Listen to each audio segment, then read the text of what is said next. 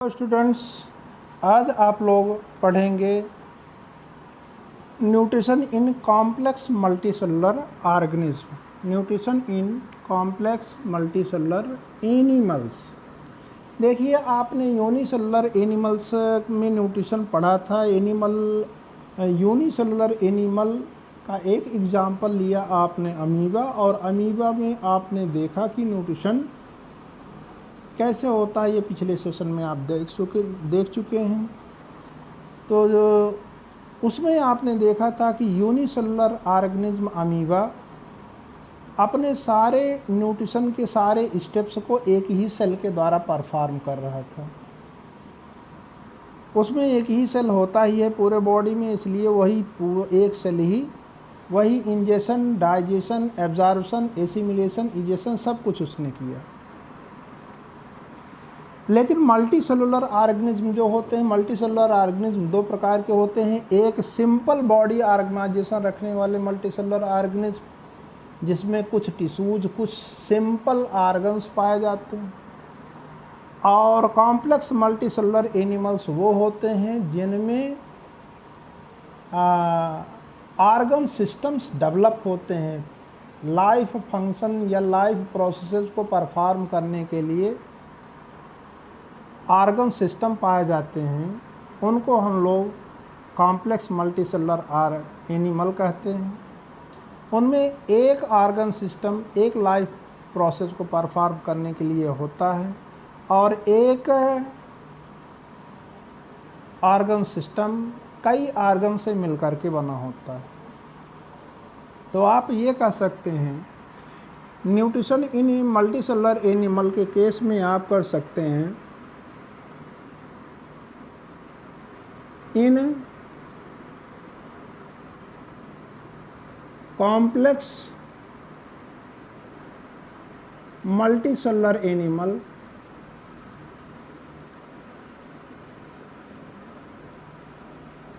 Animals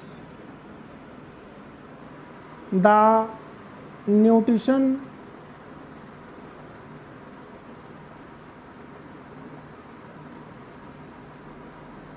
takes place by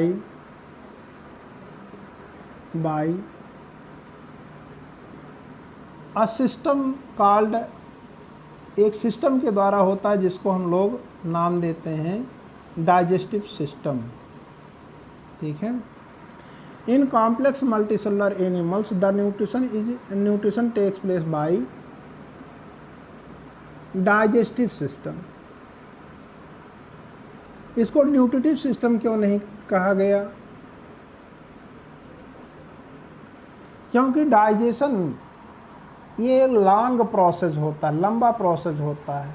ingestion, absorption, assimilation ये short process हैं, लेकिन डाइजेशन मल्टीसेलुलर ऑर्गेनिज्म में बहुत काफ़ी समय तक होता है, इसलिए इसका नाम ही पड़ा डाइजेस्टिव सिस्टम के द्वारा। अब एग्जाम्पल ले सकते हैं। Example in human being, grass ओपर ले सकते हैं।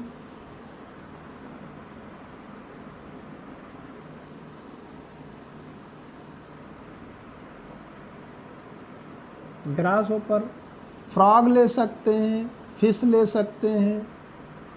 Frog, fish, lion, tiger, dog, cat, elephant, सब एक्सेप्ट।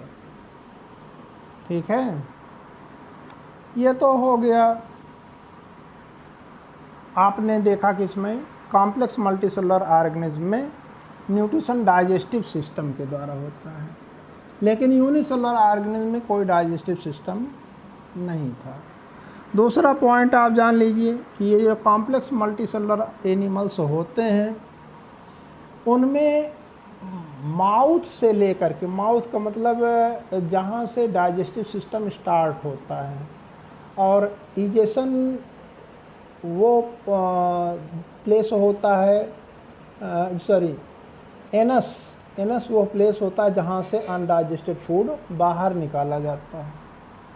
ठीक है। माउथ वो प्लेस होता है जहाँ से इंजेक्शन किया जाता है, और एनस वो प्लेस होता है जहाँ से इजेक्शन किया जाता है।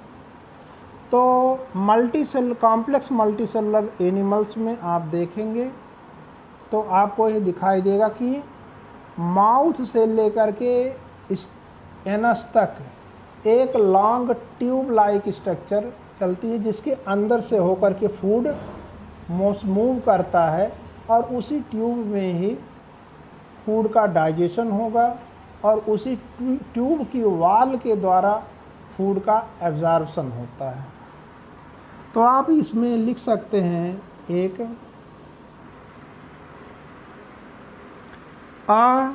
Long muscular tube like structure is present in complex multicellular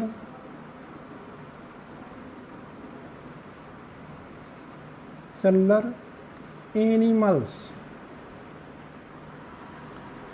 which is called, इसको हम लोग एलिमेंट्री कैनाल कहते हैं, विच इज़ कॉल्ड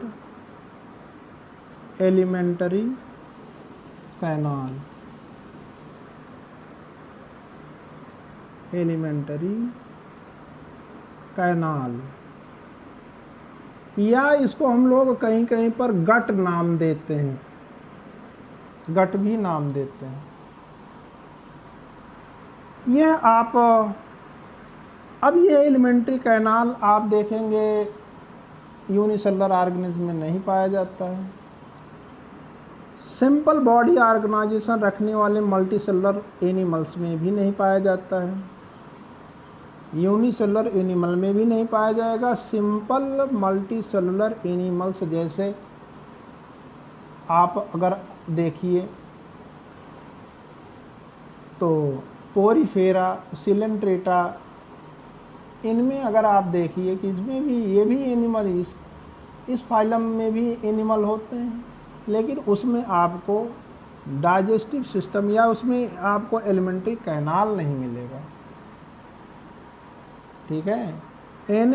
आप पोरीफेरा, सिलेंट्रेटा के बाद जब प्लेटिहेल्मिन्थीज में आएंगे तो उसमें इनकम्प्लीट डाइजेस्टिव या इनकम्प्लीट एलिमेंट्री कैनाल पाया जाता है, यानी उसमें माउथ तो मिलेगा और अदर पार्ट मिले, लेकिन वो एनस नहीं मिलेगा, एनस वाला पार्ट आपको नहीं मिलता है। इसमें उसको कहते हैं इनकम्प्लीट डाइजेस्टिव सिस्टम उसमें पाया जाता है। ठीक है। अब इसके बाद हम लोग मल्टीसेलुलर ऑर्गेनिज्म में न्यूट्रिशन को एक प्रकार से समझ लीजिए, यूनिसेलुलर और मल्टीसेलुलर एनिमल में न्यूट्रिशन को हम लोगों ने कंपेयर किया है। ठीक है। तो इसमें भी देखिए सारे प्रोसेस वही होंगे, यानी injection, digestion, absorption, assimilation, egestion, सब कुछ इसमें होगा, लेकिन ये different part of alimentary canal में होगा, डिफरेंट ऑर्गन्स के द्वारा होता है। ठीक। तो अब हम लोग पढ़ेंगे आगे न्यूट्रिशन इन ह्यूमन बीइंग, क्योंकि ह्यूमन बीइंग में पढ़ लेंगे तो लगभग का समझ लीजिए सबसे कॉम्प्लेक्स मल्टीसेलुलर ऑर्गेनिज्म तो ह्यूमन बीइंग ही होता है। अगर हम लोग ह्यूमन बीइंग में